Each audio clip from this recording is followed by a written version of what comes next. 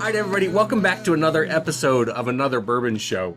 Tonight, we are joined by full-fledged friend of the show, Alan Bishop. Welcome back, Alan Bishop.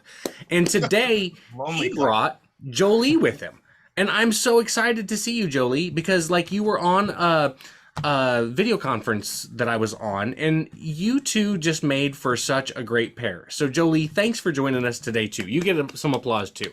Oh, thank you. Applause. You didn't applause, Alan. There was no applause from you. You ready? You ready? I'm ready. That's a ball flap against my leg. Gross. So the first question, right out of the gate, I'm going to ask you a question, Jolee, and then we're going to get to what we're drinking tonight. But the first question is for you. How in the hell do you pronounce your last name? How do you pronounce it, Alan? Kasprzak. It's Kasprzak. Kasprzak. Okay. Yep. That's not nearly as hard as it looks like it would be. Right. Well, 4 consonants and a Z kind of, throws you for a loop. It does. It does. It's my married name. My maiden name was Clark. Super easy to pronounce. Yeah. Way to throw Andy under the bus. It's Andy's name. It's Andy's name. It's all my husband's fault. That's right. Well, thanks for joining us. We're going to talk about what we're drinking, and then we're going to start drinking it, and we're going to just start bullshitting, and that's when the fun starts. But the first thing we got to do is tonight on the show, we are continuing Michter's month, and we're drinking some Michter's bourbon. And Steven, you can do it real fast because I know exactly what the number you're going to say is, but go ahead and say the number. Yeah, so the number's 6, and this gets a 6 on the bottle. Pretty good. We've talked ad nauseum about it at this point. I like that this one is just their bourbon, so I mean, it just so happens that all the spacing in the letters in the bottom look just fine. One thing I thought I would bring up during this label segment, since we have both you guys on tonight, is I wanted to talk a little bit about sometimes these guys give me a little crap, and they don't think that the label rating segment is as important as it really is. What? Disagree. Thank you. Disagree. Thank you. So I wanted to bring up exactly, how much goes into making a label for a bourbon. And I would like to bring up, you're basically, that's something you're paying for as the customer. You might think it's important, you might not, but you're paying for the presentation as well. And about how much would you say, if you happen to know this, how much does it cost per bottle to just make the bottle itself, the production of it? Cue silence. I mean, I guess I stun locked it. Well, it depends on how far you want to go back. Like, are you including the designer's time in that? Are you including the graphic designer? Right. I have no idea. Okay. To answer, no, I'm just talking about the raw labels? materials. Yeah, just the raw material. That really depends on how many you're ordering at a time, but it could be anywhere from, $3 to $7 for the entire package. So depends on the type of paper, the foil, the die cut, shut up, Alan. No one's getting their labels from Sticker Mule. That's not fucking true, and you know it. We both know one dude. I know. And I probably if we drank it, I'm sure I gave them a low score. I mean, I have impeccable. No, it's a single barrel label that goes on a lot of bottles, and I mean, you would know, but they use Sticker Mule for their single barrel labels, and they work great. All right, Jolee, I've got a question that is specifically for you as well, okay?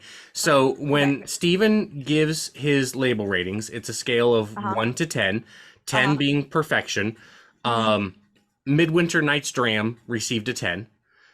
Okay, so that's a 10. Okay. I'm going to look it up really quick. I don't recall. I mean, I know what it looks like, but I just want to look at it. Okay, go ahead. But here's the bigger question. What would you rate this label on a scale of 1 to 10? Mellow Corn? Yeah. Oh, yeah. I mean, that's a thing because there's a lot of factors that go into something that classic, right? It's been around for forever. But I mean, if you're doing like just pure label game, it's not very high because it's there's nothing fun and special about it, but it's fucking Mellow Corn. So I agree. Okay, 1 to 10. What is it, Jolee? An 8. Steven, you're fired. No, but she said you could go one of two ways. I agree with everybody who says it's classic, it fits perfectly, but come on, it's a 3. Come on. Yeah, I mean, like if we were to come out with a new bourbon and I was like, hey, here's the label, and it looked similar to that, you'd be like, that looks like shit, Jolee. What happened to you? Exactly. I'll put it to you this way. I don't think Midwinter's Night's Dram is a 10 though, so we can go from there. The bottle's fucking cool. Okay. I disagree with you on that. Okay. Here's a good one for both of you. So what about the classic Old Granddad label versus the redone Old Granddad label? Because I hate the new one. I mean, they see them both side by side. Yeah, they get the classic elements into the new label, but it doesn't have that nostalgia to it, right? I don't know if I've seen the new one. Yeah, it's been out for a couple years now. The other old one was like a lighter yellow, right? No, it was orange, but it just had that like look, because of course that orange color has that Halloween look anyways, but it had this look, like it maybe because I grew up around it, right? It just had this look that I associated with like Halloween, like that bottle's gonna fuck you up. You're gonna drink that and you're gonna do some shit that you regret. And that's what I thought every time I saw it. Oh, I see what you're saying. Yeah. Yeah, that looks like something from like Halloween 3, Season of the Witch. I agree. That's yeah, exactly. I like it's like the a shamrock thing. The newer one better. Of course you do.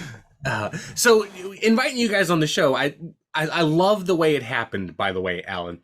So for the listeners, so we're in the middle of Michter's month, and I reached out to Alan and I said, hey, we're going to do a month of Michter's because Michter's is my favorite big distillery, right? I just love Michter's. So I said, hey, Alan, is there any chance that you know somebody at Michter's and could help us get somebody on the show? And Alan goes, fuck it, I'll join you. I bet Jolee will join too. And I was like, well, shit, let's lock it in. Yes, who better to represent their brand than us?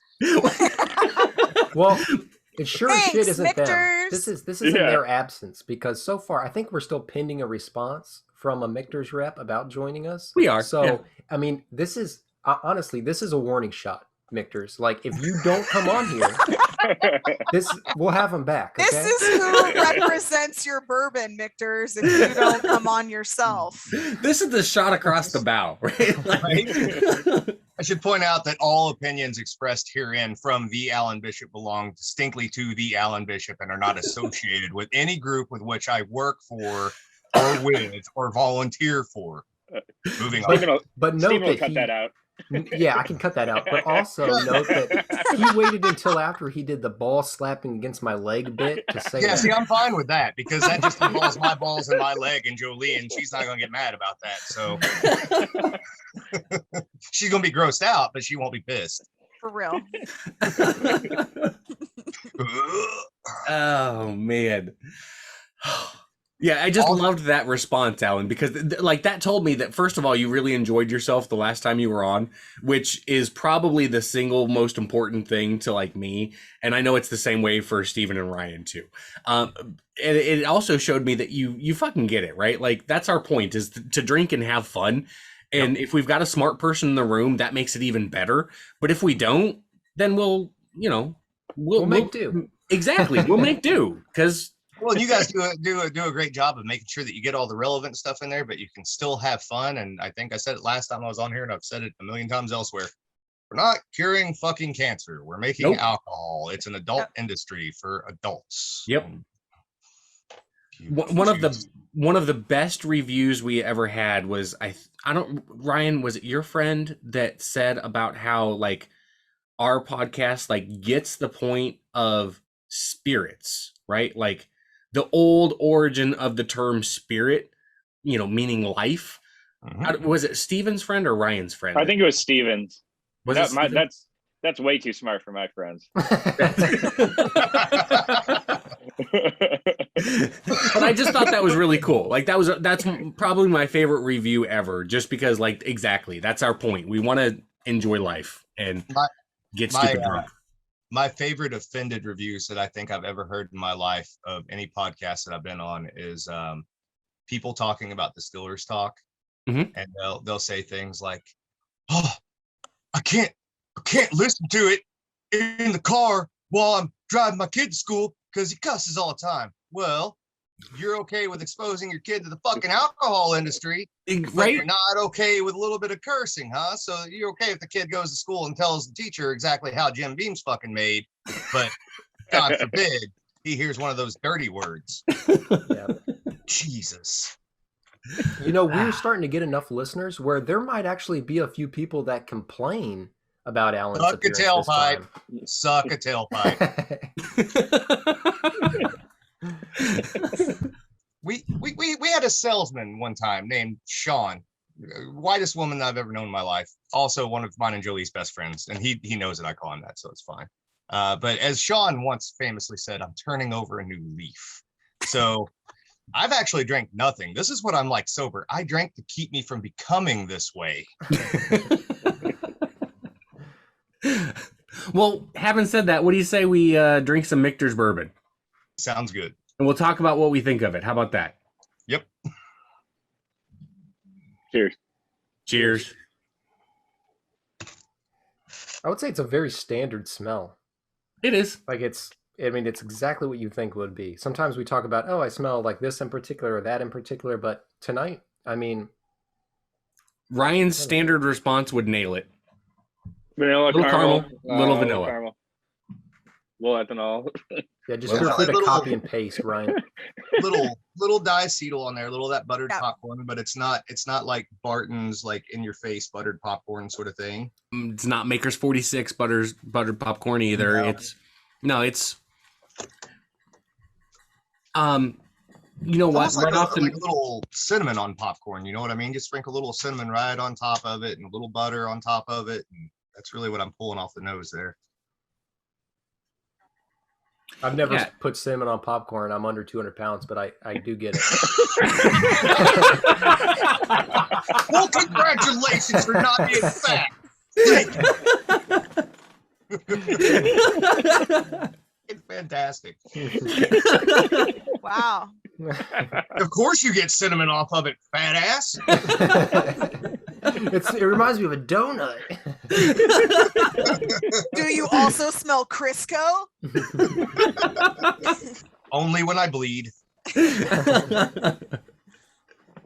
think it has like, when you open up a fresh pack of cigarettes and you get that like that sweet nicotine. that sweet nicotine Yeah, smell. yeah. Almost like it's a raisin sort of smell. I know what you're talking about because I get A that little lot. bit, but it's like that this is going to sound terrible, but it's like that smell of like when you smell a cigarette and it's got that filter kind of on it. And that sweet light nicotine. God, stop doing that. You are so fucking gross. I kind of feel like doing the same smell thing. of freedom and offending non-smokers.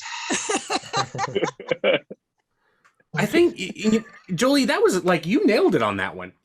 Like, that's pretty great, Daniel. You nailed that one. Shit. I was not expecting that from you. That's what I smell. Why? God damn. You didn't know the Crown Royal was made in Canada. Just I think I knew. Listen. Okay. Listen. Crown Royal was my first experience into whiskey, and it is what stopped me from drinking whiskey for decades. And so I feel like I kind of just block it out because it was such a bad experience. Mm-hmm. And yeah, I mean, I guess when I think about it, I knew that it was from Canada, but it's not like a fact that's like right here. You know what I mean? Yeah. Facts are hard. The first whiskey I ever bought from a liquor store was also a Canadian whiskey. Much less expensive. It was Black Velvet. I was not 21 yet, and I had a fake ID, and I was getting ready to have a party. And you got what you deserved. I got what I did. Well, so here's you guys' point, your dumb point about labels mattering. So the Black Velvet label back in 1994 looked very similar to the Jack Daniel's label. Mm-hmm. And I was like, well, I know Jack Daniels, like everybody likes Jack Daniels, but this is like $10 cheaper and the label looks almost identical. I'm just going to grab this shit, right? Like it probably tastes the same if the label looks alike. And how much money do you think they've made off of that very concept? Oh, a ton, right? Exactly. Like, so labels matter. Like, I don't know who owned Black Velvet back then, but since then, Sazerac has bought them. And like what Sazerac touches fucking becomes ridiculously expensive. So they don't own them. I agree. Labels do matter. Yes, they do.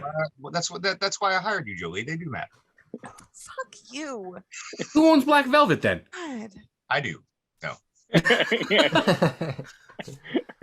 Come on, distributor rep. Who owns Black Velvet? If it's not Black Velvet, if it's not Sazerac, who is it? Well, I don't sell it, so it's not in my book, unless for some Heaven reason. Hill. Are you sure? Thank you. That's what Google told me. Well, I'm not gonna. Okay, I'm not gonna. I didn't know Google was on the podcast tonight. I would have won something better, you know. A Canadian whiskey brand owned by Heaven Hill and produced in the Black Velvet Distillery in Lethbridge, Alberta. Why did I trust anything that comes out of Google, Jolie? You have to check DuckDuckGo. Yeah, I mean, here's another. Bing. There's a couple of cross-reference with Bing. You're not saving up your Microsoft points? Yeah, it's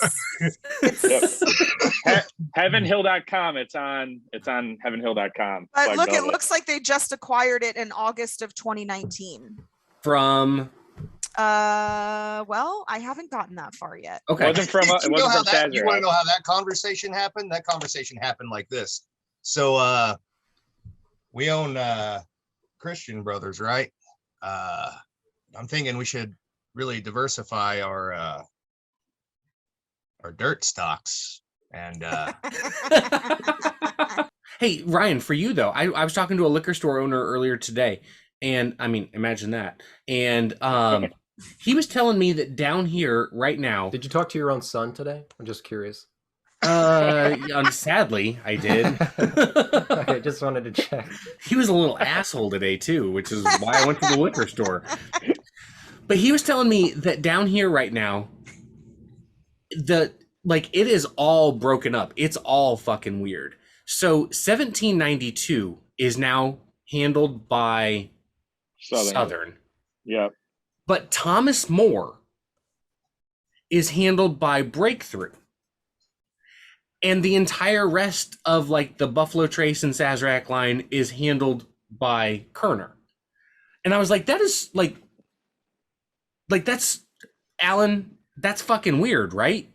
Yeah. Usually one house picks up, one distribution house picks up, the whole lineup in the state. 1792 as an entire distillery is with Southern, except for 3 bottles from one product line out of that same goddamn distillery is with you guys down here. That blew my mind. I was like, I wanted to be like, are you sure? But in my mind, I was like, I know he's right. He's not going to be wrong about that. But it's so odd. They've thrown the broken stick and said there's room for aggressive expansion. Alan, it sucks though too, because pre-COVID, I won a Whiskey Fest VIP ticket because I sold. Here we go again. How many times have we heard this fucking story? And now I can't go because of COVID, and now because they're with Southern. So thanks, 1792. And nothing bad has ever happened to Ryan up to this point, so it's really sucks for him in his life that something did not go his way. Well, I understand. I mean, I've had one of those days today, and if you'd asked me yesterday what the 2 big pieces of news were, I'd been talking about either that fucking heist show about the Pappy thing, because that was interesting, or the other thing that I hate. I got to throw this out there because I haven't got this out yet. I haven't talked to anybody on a podcast lately. Whoever designs fucking Lego sets, fuck you. Fuck you. What? Yeah, I'm sure there's a story. That. I'm sure there's a story in there. I want the story. My Stillhand bought my daughter a Lego set. Not even a big Lego set, guys. A little like Spider-Man fucking Lego set. And I have never felt dumber in my fucking life than I did trying to put this Lego set together. Oh, I thought it was like they like missed a part or something like that. No, it's just like a challenge based. No, I'm just that dumb. Legitimately. That's what I discovered about myself. I suck at puzzles, which is why I don't fucking do them. And the fact that these people make fucking toys out of puzzles that they know that your fucking 5-year-old's not going to be able to put together. Oh, no. They know. They're doing it to fuck you. So that you lose an hour of your life and you never get it back. Did you guys ever play with... You start drinking fucking Black Velvet because Legos are expensive. They suck and you got to drink your way through them. So what do you guys think about the flavor of the Michter's bourbon? Steven, have you ever had it before? I've never had it, no. So what do you think of it? This might be an unpopular opinion. I'm really not fond of it. I've liked all the Michter stuff up until now, but there's something to this where I feel like it's a really light taste. Now, we've almost all the Michter's episodes we've had so far, we've talked about how they're able to do a lot with very low proof. We keep repeating that, or at least I keep repeating that, because I think it's really cool to me. But this one, I think, is one of the first ones where I just feel like there's not a lot there. I don't mind the taste when it's on the palate, but I think it's gone so quick, and then I don't like the finish. There's some sort of quality that there's like, I don't know what it is, but there's a slight aftertaste to it that's not that pleasant to me. So to me, this one is kind of a pass so far. I'm going to see if it grows on me at all, but that's my initial thought. Yeah. Okay. Ryan, have you ever had it before? I don't believe I have. No, I don't think so. And what are your thoughts? Maybe. I like it. I think it has some of that decadent profile that I like. I get a little maple syrup on the back end of it. But I don't know if maybe Steven, you're talking about like that. It's a little ethanol-y for, I don't know if that's where you're getting, Steven, but I definitely get that on the finish a lot, as opposed to a lot of flavors. Yeah. But especially at 91 proof, right? 91.5 proof, to be so low in proof, but still have quite a bit of ethanol. A little bit weird. Jolee, Alan, what are you like? You guys have had it before, I would guess, right? Oh yeah. Okay. Yeah. So I went with them first because I didn't think they had ever had it. What are your thoughts on the flavor? So I agree. I do think it's a little bit light. I don't dislike it, and I have drank it a few times. Not as something that you're going to sit down and go back to and back to and back to, but like if you're just going to sit and actually drink the drink, it's fairly easy to look at it from that perspective. I do like, for as light as what the palate is, the viscosity is not bad at all. Mm-hmm. There is a lot of that maple syrup there. There's some English toffee there. Mm-hmm. It's very, very light, almost like if there was a light Keith bar, you'd get that same sort of English toffee thing out of it. There is an interesting element of what I pick up. I think you guys are saying ethanol, and I pick up more as a little bit of that kind of black pepper sort of thing on the sides of the palate and at the back. That tannic finish is there. There's a weird, like earthy tannic note, and it's real slight, and it just comes back for a second in the finish. And I'm not hugely fond of that, but otherwise it's light enough and it's sippable enough, and it's decent enough that, you know, I isn't as something just to sit around and drink. Yeah, I have no problem with it. I think it's certainly better than and I'll just go ahead and be the outlier here more than likely. I think it's certainly better than a lot of the offerings from some of the bigger companies have been in recent years. And I wouldn't be ashamed of it in any way, shape, or form. I think it's a fine whiskey for what it is. Jolee, what about you? I'm not a fan. I'd have to agree with Steven on a lot of what he said.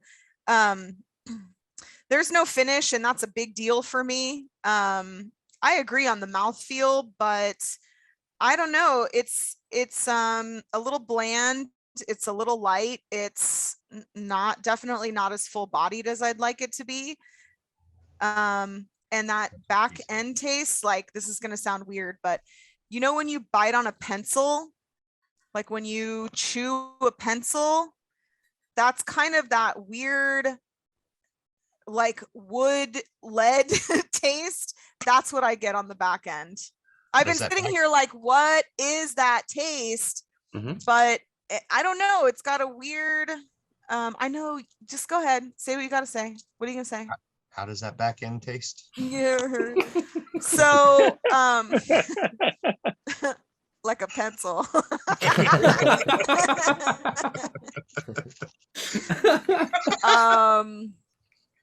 I prefer thicker girls myself. I don't know. It's not for me. I own a Michter's rye and I love that bottle. Mm-hmm. And I've had Michters a few times, gone out. I've never had a single barrel of theirs, and I haven't had a lot of offerings, but this is not a favorite of mine. Okay. So for me, I'm kind of like in the middle of all of you guys, right? Like, so I'm a Michter's fanboy. I really love Michters, and like the reason for Alan and Jolee, the listeners, if you listen often, Steve and Ryan for sure know, the reason I like Michters so much is what they do with such a low proof, right? So like the fact that everything that they do enters into the barrel at 102 proof, I just absolutely love, because typically I get a lot more flavor out of a 91 proof from Michter's than I do from a 110 proof of somebody else, because it maintains so much of the flavor of the grains that went into it, right? And I really respect that about Michter's. And I mentioned it last episode, I think it's one of the cool things about it is that like they're doing that by choice, and they're leaving a bunch of money on the table by doing that, right? Like they could make a lot more profit if they went ahead and distilled it further from what they're fermenting. But they choose not to, because they want that flavor from the grain. And I think that's cool. Sometimes I want to just drink, enjoy it, get drunk. And for me, that's kind of what Michter's bourbon, like that's the niche that it fills. Like kind of like an Elijah Craig small batch, to be honest with you.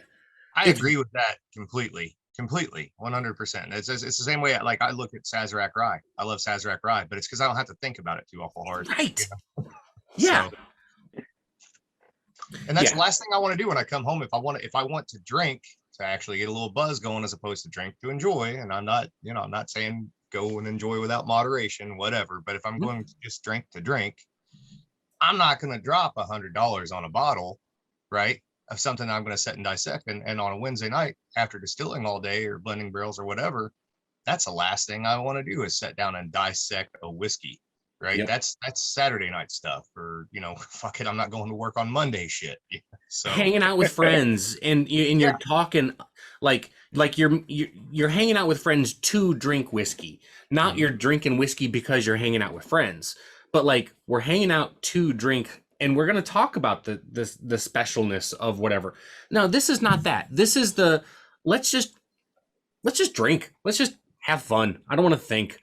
I feel like there's too much ethanol in it for it to be a daily drinker for me like that. It's too, I don't know. I mean, there's definitely, for as high or as low proof as it is, it drinks too hot for me for that. And then that fucks up that grain flavor for me.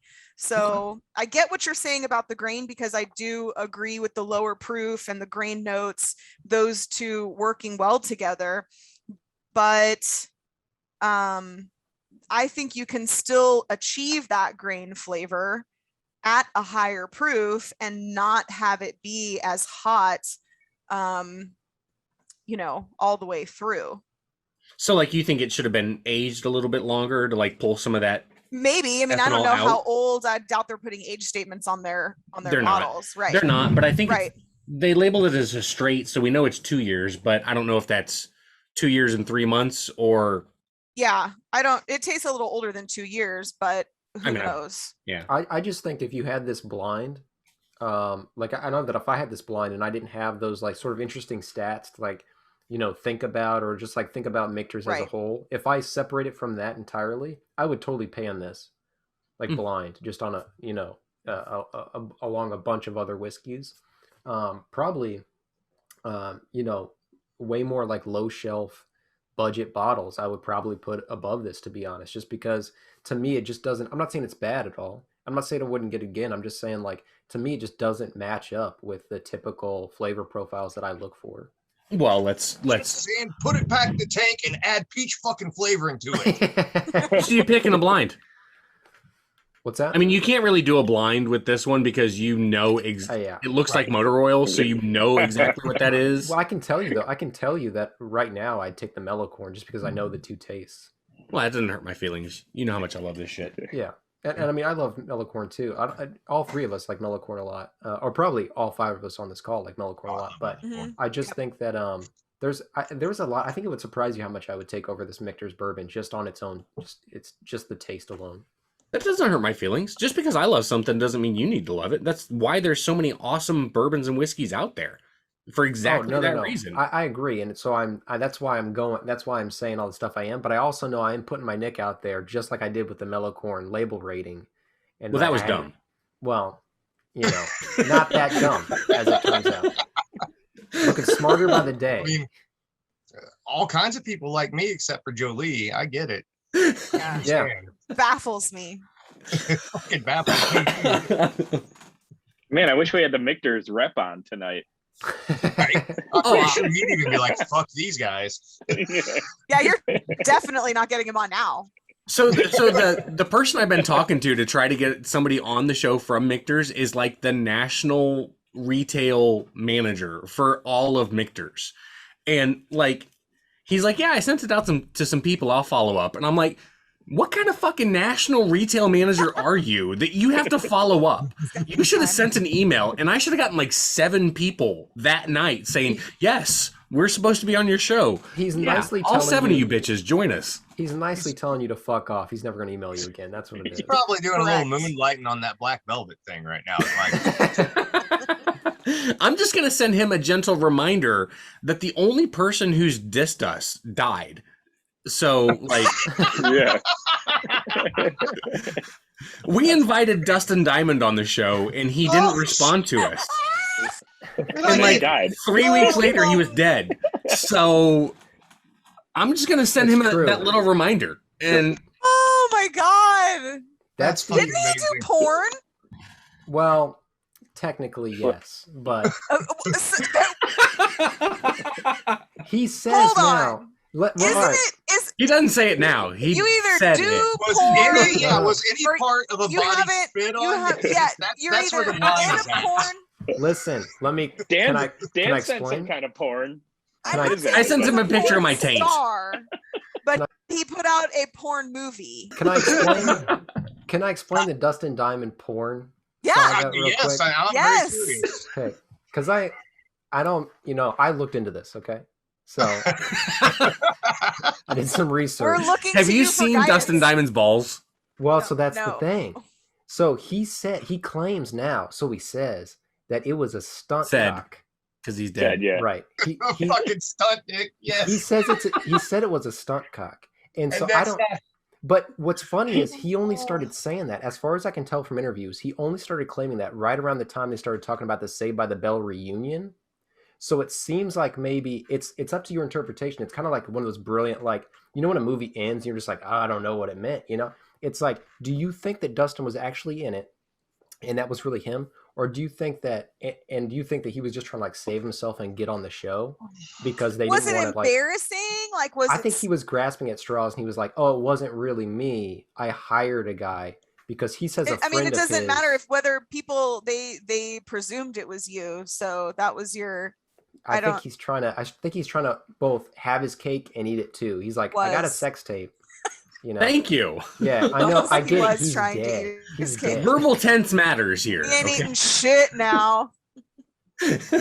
But I mean, He died from the alleged exposure to Daniel's taint. That's next time I post anything offensive on Facebook and I get the blame for it, I'm just gonna be like, it was my stunt cock. I think Dan's taken enough photos of his own taint with his phone that he could unlock it with Face ID now using his taint. What's the stance there, Dan? Are you like crab walking with your No, I phone squat. underneath there, or I squat. I drop trow and then squat. and you And don't I've have got this. So I've got an Apple Watch, and with an Apple Watch, one of the things you can do is One of the only things you can do. That's a Taint fucking setting. taint setting. where'd it go? Why is it not working? There we go. Oh, that's my great taint. Great. So what you can do filter. is when you can connect it to your phone, and like you see on the Apple Watch what your phone is videoing. So I can make sure to get it like autofocused. Like I take like really get in there. Oh yeah, I take like portrait level taint pics. This reboot of Get Smart sucks.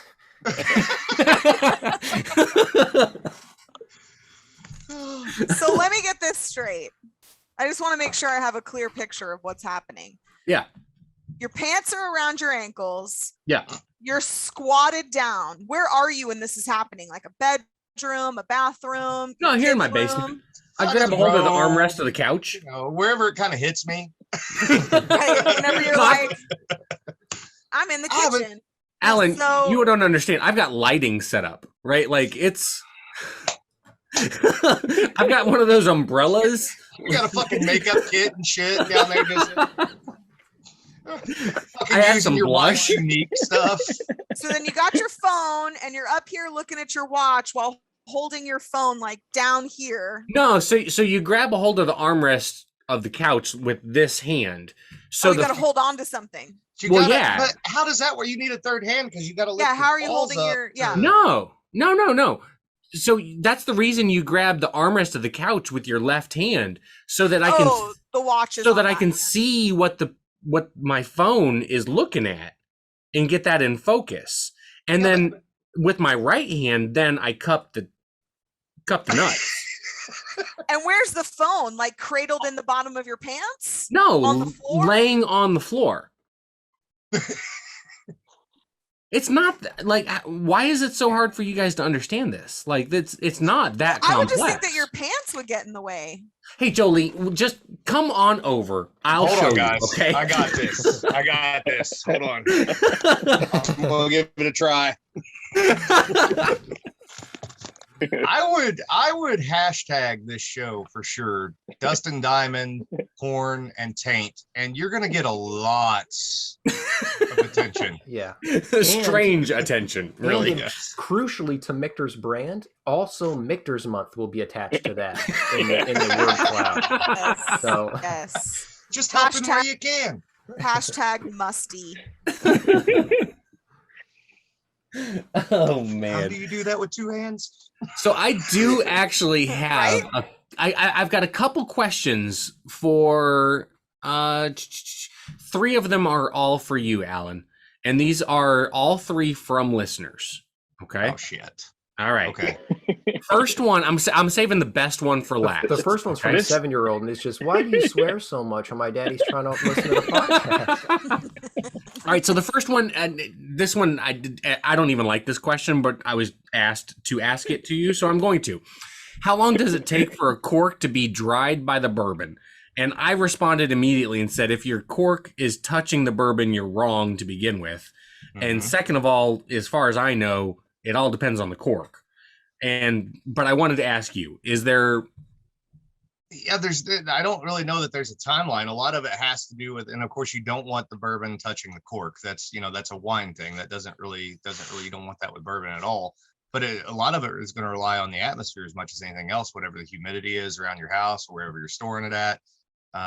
That's going to affect things as much as anything else does. I mean, if I'm going to keep something long enough that I'm worried about the cork going bad in it, I'm just going to switch out to a synthetic cork and be done with it and not have to worry about it, in all honesty. Yeah. That's it kind of depends on how well those corks were kept in the atmosphere the corks were kept before they went into the bottle as well. Yeah, sure.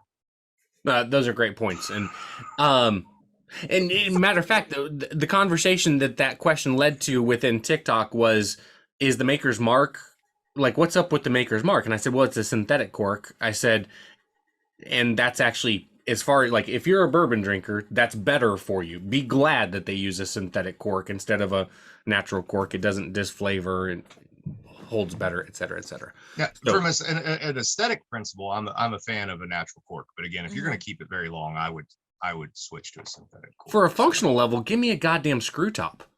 Fuck yeah. I don't have any problem with that. All right, next question for you, Alan, is at Spirits of French Lick. What type of processing do you do to the corn before fermentation? So this one you're going to have to remove and use as an outtake, since I said I wasn't representing anybody other than myself. Okay. But theoretically, it would depend on what the product is. If it's most of the mainline bourbons, it's going to be yellow No. 2 dent corn, non-GMO where possible, and all from local counties, Orange, Barton, and Du Bois. If it's a state bourbon, and a couple of other projects that we've done. So we've done potato, which is a South American bright orange corn, real high carotenoids, almost like a pumpkin color. And then Amanda Palmer, which is corn that I've bred over 15 years now. It's a cross of 150 plus different open pollinated corn strains that we use for the estate bourbon. What do you do to that corn? Oh, what do I do to it? What do you mean? What do I do to it? Like, what's your process before you distill it? Where's it kept? Oh, see, okay, yeah. I was busy beeping out the. I know. Yeah. I know, buddy. So, anyways, thanks, Jolee. So we basically keep it on site. It's all whole kernel. It's in a grain bin, and we don't order any more of it than what it would take us to get through in about a month's point in time. Okay. We try to keep it as fresh as what we can. To keep insects out of it, and then B, we don't grind until the day of, because the minute that you grind that corn, it begins to oxidize just like an apple does. So the sooner you can use it after you grind it, the better. And if you can grind it fresh every day, it's even better than that. I guess that kind of answers it. Yeah, it does. So you grind it, you mill it right there on spot. Yep. Okay. Yep. How big is it after you grind it? Is it like powdered, or is it granules? Is it like sand size? It's kind of a personal question, but yeah. Well, does size matter is what I'm asking, really? Yes, it does. So my preference, at least with bourbon whiskey, is to take it down to a flour-like consistency. I want it as fine as what I can possibly get it to extract as much of the flavor as what I possibly can. Now, if I were making other products, corn whiskey, I usually treat it about like bourbon, but coming from a tradition of moonshine, a little bit more coarse of a grind for that a lot of times, because I don't want to extract as much of that flavor. Playing around with other types of whiskeys, like maybe even rye, I might go coarse yet again, because I don't want to over extract that corn compared to what I'm getting out of the rye. So it really depends on process and whether or not you're using artificial enzymes or using barley malt, etc. All those things are going to play into it. Every distiller is going to have a slightly different view. I mean, there's guys that it would freak out, to see corn taken down to the powder that I take it down to, because they'd be afraid it'll stick to the stills, or if they can't run mash, they have to run a wash, and trying to lauter corn is a pain in the ass. So everybody's going to have their own take on it for sure. But with bourbon, yeah, always as fine as what I can get it. I want as much extraction as possible. Makes sense. And then the third question I had specifically for you, Alan, was from a bourbon whiskey group that exists in the St. Louis through Central Illinois area called Rusty Water Society. On Instagram, they wanted me to ask you why you refused to talk to them. Further, I said, did he decline, or did he just not respond? And I found out that you just didn't respond. But I thought it would be a lot more fun if you actually declined. So let's act like you declined. Let's just say, yeah, I declined. And now, why did you decline them, Alan? Let's. Well, first of all, it's like 60 minutes now. Jesus. Wow. Yeah. Goddamn. That's I am Bubba Wallace. And keep in mind, no matter what you say, I can make it sound like something entirely different in post. Go ahead. We're all counting on you. Fair enough. That can play to my advantage or against me. I see. Yes. So if they did contact me, and I'm sure they did, because I do have a tendency, especially if I get busy, to not reply to people. And I don't mean any offense by that, legitimately. It's just sometimes I overlook shit, and it doesn't occur to me. Wow, you mean a master distiller gets really busy? Weird. Right. Sometimes people don't even approach me, they approach other people, and those messages don't make it to me, which is a whole nother thing. And I'm hoping that that's not the case here, because if so, you can imagine how happy I'll fucking be about that. If I had actually said no to someone, and there are motherfuckers I've said no to, and Jolee can verify that, it's usually for a pretty good goddamn reason. I don't ignore people that I don't like. I just fucking tell them what I fucking think and go on about my day. So yeah, it's very rarely happened, but it has happened from time to time. But in that particular instance, I honestly don't remember them reaching out. And yes, likely they probably did. And yes, likely I was either busy and or drunk or both. Probably trying to take a picture of my tank or something. I think the first time I ever reached out to you, I think my exact, like, the message I typed to you was, hey, I'm part of this bourbon podcast. Do you want to come drink with us? I think that's how I worded it. And you were like, fuck yeah. Because it was like Friday night at like 1 o'clock in the morning. Yeah, I'm not hard to get on a show. It's the ones that here's the truth. The ones that I don't like are the ones that are like, we want to have you on the show, and here are the 15 questions we want to ask you. I don't I don't want to fucking do that. Just ask me. And you're censored. Questions. Here's the questions. You're censored. It has to be okay for people to listen to with kids. And we've been on podcasts. I can even do that. I can do that, but yeah, that's what I was just going to say. We've been on podcasts where that's a rule, where that's not a problem. But sometimes it gets really overwhelming, like the amount of questions that there's no like personal flavor. There's no fun. It's just like question 1. Okay, question 2, subset of question 2 to A. And you're like, like, we're human beings, you know what I mean? So and I don't even mind like the actors theater questioning, right? That's fine. And the serious questions, I like those too.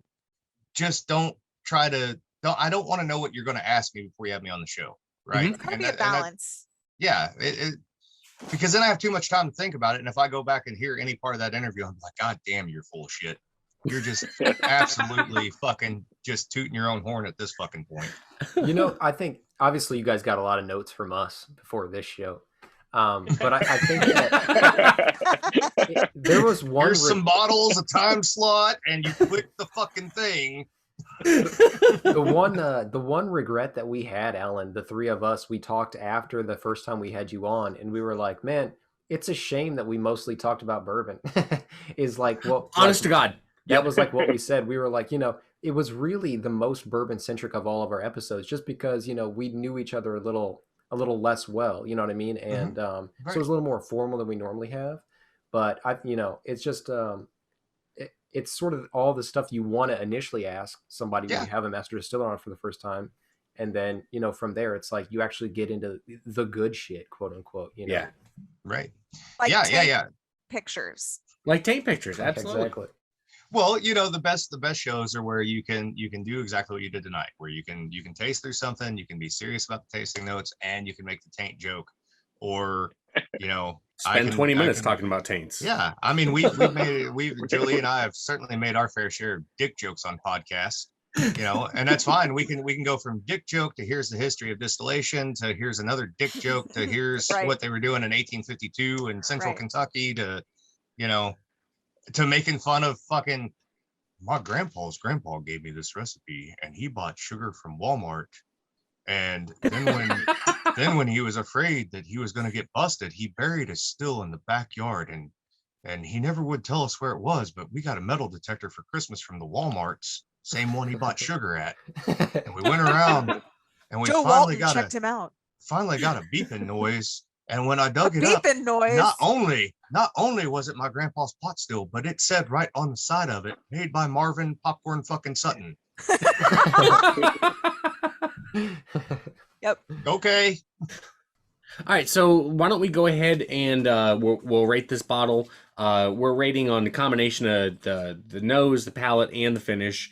Again, as usual, we're using our standard rating, which is a 1 to 10, with Jim Beam White Label being a 5.0. Why don't I just go ahead and go first? Yeah. All right. I'm going to give it a 6.4. I don't think it's anything special. I don't think it's significant. I think honest to God, not just because you guys are, well, I'm bringing it up because you two are here, but this is not as good as most Spirits of French Lick products that I've had. Those are better. They are more complex. But this is not supposed to be complex, in my opinion. Like I mentioned earlier, to me, this is a drinker's drink. This is to sit around, drink, get buzzed, not even do stupid shit. Just to drink without thinking, not taking a quiz. So I think 6.4 is solid. I think it's significantly better than Jim Beam White Label, but there's a whole hell of a lot of stuff on the market that is far superior to it.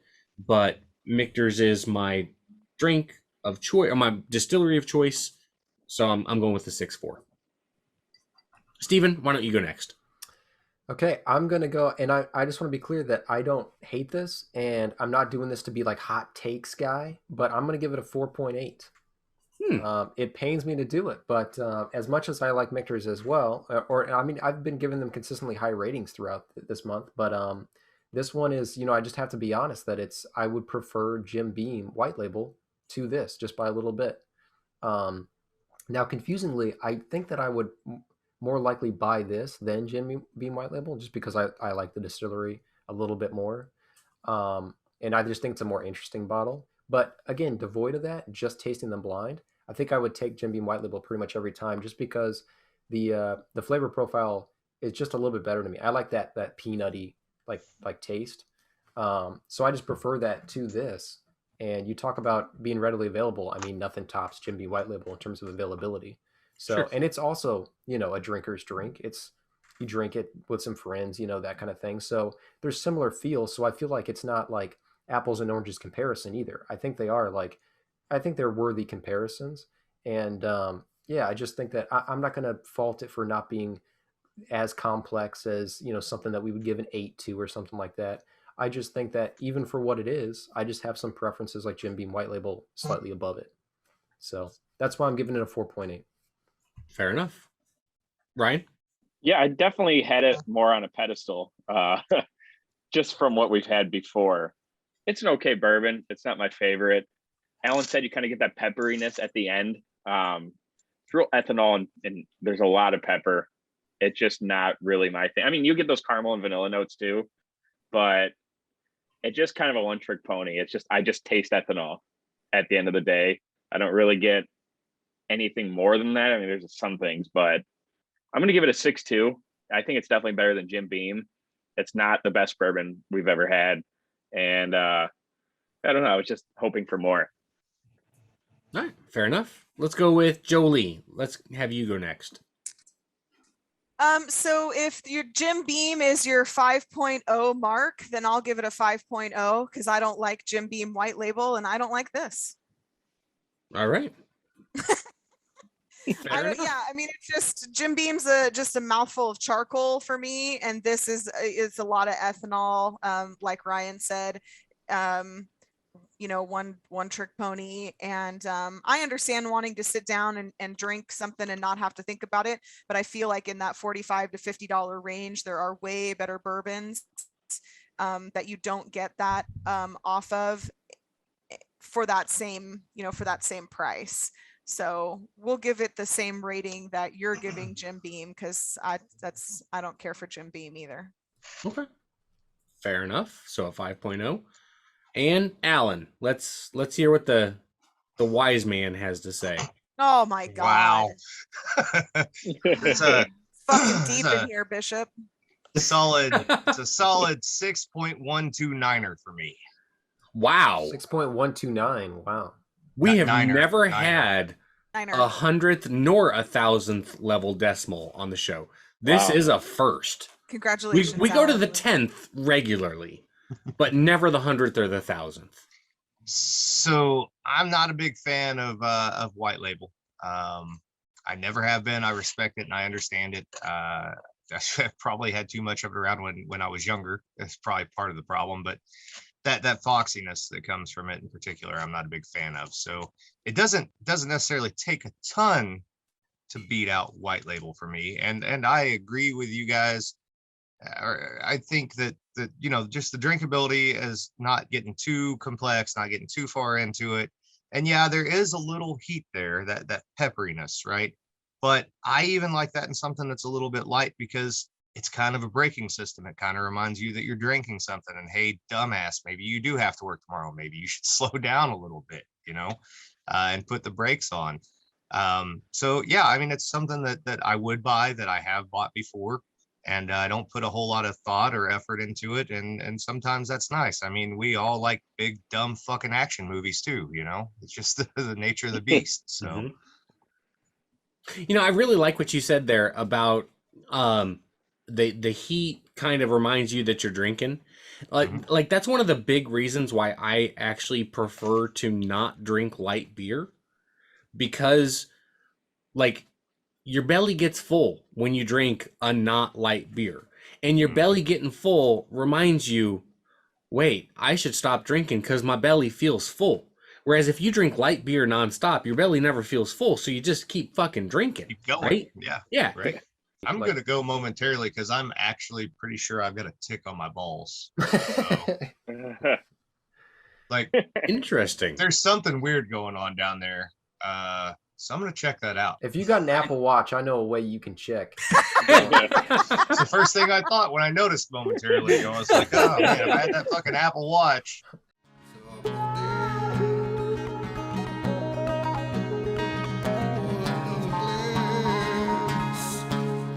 Another bourbon show. Another bourbon show. Yes, I always say that Crown Royal Peach would be great in sweet tea. That's its job. I will vouch for it. It is not like fantastic. neat in a fucking Glencairn. Still doesn't make up for Nickelback. Aren't they Canadian? That's what I'm saying. It doesn't make up for Nickelback. Oh. Oh, is Crown Royal Canadian? Yeah. Are you even on this show right now? Do you know anything about whiskey? Do you even whiskey, Jolee? God.